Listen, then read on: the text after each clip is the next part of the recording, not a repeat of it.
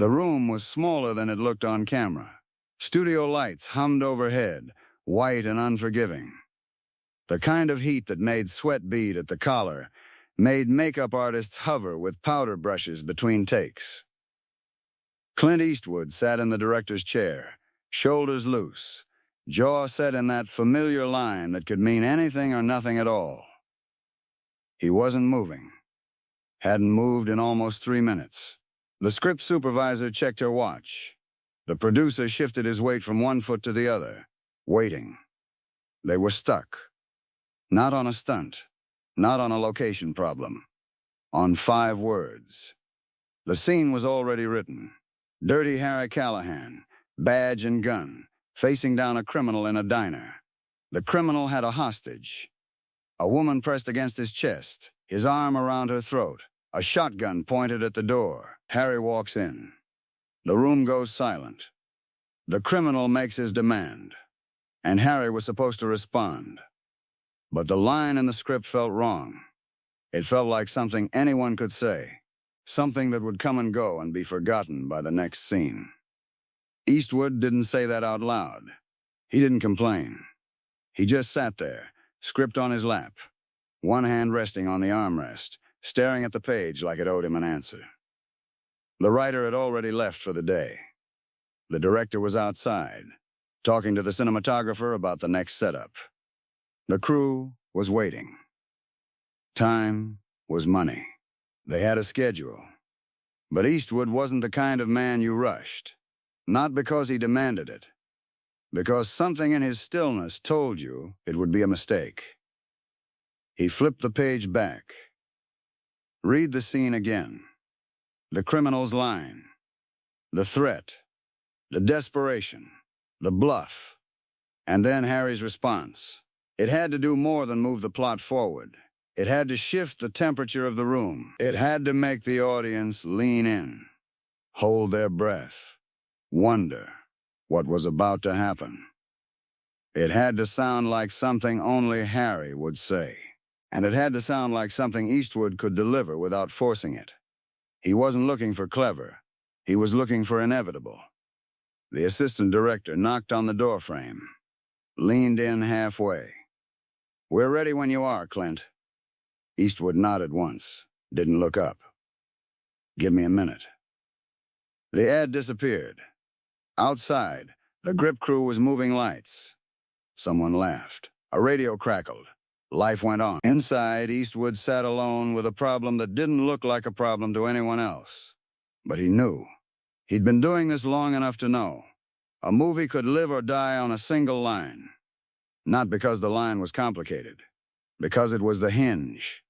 The moment the audience decided whether to believe in the character or check out. He thought about the scene. The diner. The criminal. The shotgun. The woman. The fear in her eyes. The criminal's voice, shaking just a little, trying to sound tough, but already cracking at the edges. A man who thought he had control because he had a weapon.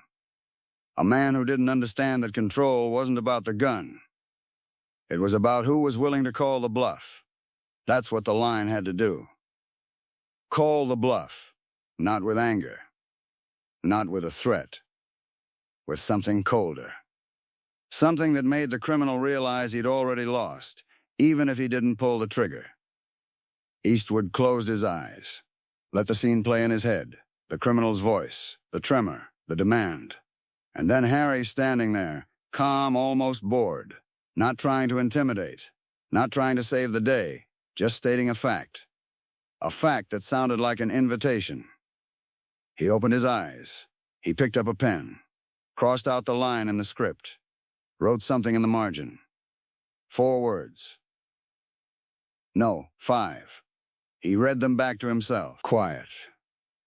Under his breath. Testing the weight. The rhythm. The way it would land in the silence. After the threat. He stood up. Walked to the door. Called for the director. "I've got it." They ran the scene an hour later. 1 take. The crew watched the monitors, the criminal sweating, shotgun pressed to the woman's side, voice rising. Try anything and she's dead. Eastwood, standing in the doorway, hat brim shadowing his eyes, voice flat and low. Go ahead. Make my day. Silence. The criminal's face changed. Just a flicker. A crack in the mask. The realization that he wasn't in control anymore. That he'd just been given permission to do the thing he was too afraid to do. That the man in front of him wasn't afraid. Wasn't bluffing. Wasn't even angry. Just waiting. The director called cut. Walked over to the monitor. Played it back. Leaned in close, headphones on, watching Eastwood's face. The criminal's reaction, the beat of silence that stretched just long enough. He looked up. That's it. That's the one. No one knew yet.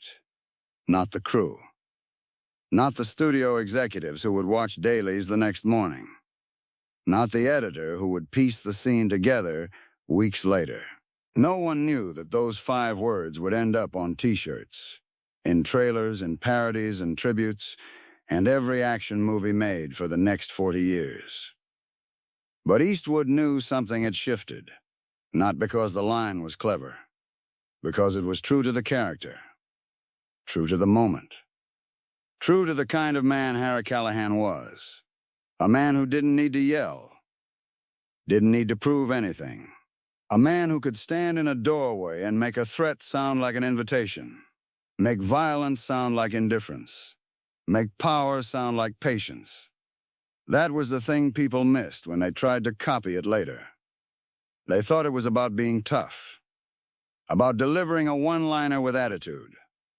But it wasn't. It was about restraint, about a man so sure of himself that he didn't need to raise his voice, a man who understood that real danger didn't announce itself. It just waited. The movie came out 6 months later. Sudden impact. The 4th Dirty Harry film. Critics were lukewarm. Some said the franchise was tired. Some said Eastwood was playing it safe. But audiences showed up. And when that scene hit, when Eastwood said the line, the theaters went quiet. Then they erupted, not because it was shocking, because it was satisfying. Because it gave them permission to feel what they'd been feeling the whole time. That Harry wasn't just a cop. He was something older, something steadier, a man who didn't flinch. And then the line started showing up everywhere, in other movies, in commercials, in schoolyards and bars and living rooms. People said it to each other as a joke, as a challenge, as a way of saying, I dare you. It became shorthand, a cultural touchstone. But most of the people who said it didn't know where it came from, didn't know it was improvised, didn't know Eastwood had sat alone in a room, refusing to move forward until he found the right 5 words. The industry noticed. Writers started putting lines like that in scripts. Directors started telling actors to find that moment, the quiet threat, the calm before the violence, the line that makes the villain realize they've already lost. It became a formula, the one-liner, the catchphrase, the moment where the hero says the thing that gets quoted forever. But most of them missed the point. They thought it was about the words, about finding something snappy, something memorable. But Eastwood's line worked because it came from character, because it was earned, because it wasn't about impressing the audience. It was about Harry Callahan standing in a diner, facing a man with a gun, and being so unafraid that he could turn a threat into a request. That's what changed. Not just action movies. The whole idea of what a hero could be. Before, heroes yelled. They punched. They made speeches about justice. They declared their intentions. But Eastwood showed a different way. A quieter way. A way that made violence feel inevitable instead of exciting. A way that made the audience feel the weight of it, the cost of it, instead of just the thrill. And it started with 5 words. In a room. With a man who wouldn't settle for good enough. The years passed. Eastwood directed more films. Acted in fewer. The world changed. Action movies got louder. Faster. More explosive. Heroes started talking more. Explaining more. Trying harder to connect with the audience. But every now and then, someone would try to do it the old way. The Eastwood way. A quiet line. A calm threat. A moment where stillness meant more than movement. And when it worked, when it really worked, it always felt like an echo, like something reaching back to that diner, to that moment, to a man standing in a doorway, hat low, voice flat, giving a criminal permission to make the worst mistake of his life. People still ask Eastwood about the line, in interviews, at festivals, at award shows. They ask if he knew, if he had any idea what it would become. And he always gives the same answer. The same small shrug. The same half smile. I just thought it fit the scene. That's it. No grand philosophy. No talk about changing cinema or influencing a generation. Just a craftsman talking about his work. A man who spent decades understanding that the best moments don't announce themselves. They just happen. And if you're paying attention, if you're willing to sit in a room and wait for the right words, sometimes you find something that lasts. But there's a cost to that kind of restraint. A cost people don't talk about. Because when you refuse to settle, when you hold out for the thing that feels true instead of the thing that's easy, you're making a choice.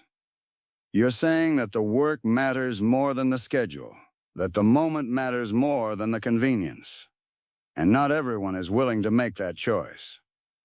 Not everyone has the leverage. Not everyone has the career, the reputation, the quiet authority that lets them say, "Give me a minute," and have the whole production wait. Eastwood had that. And he used it. Not to demand more money or more control, but to demand better. To demand truth. To demand that the line, the scene, the moment, be what it needed to be. Even if no one else understood why it mattered. That's the part that doesn't fit in the legend. The part that doesn't make it into the clips and the compilations. The hours of sitting, waiting, thinking. The willingness to be wrong. To cross out what doesn't work. To start over. To trust that the answer is there, somewhere, if you're patient enough to find it. And when it's over, when the movie's done, and the line is delivered and the audience reacts, and the world moves on, there's no award for that patience.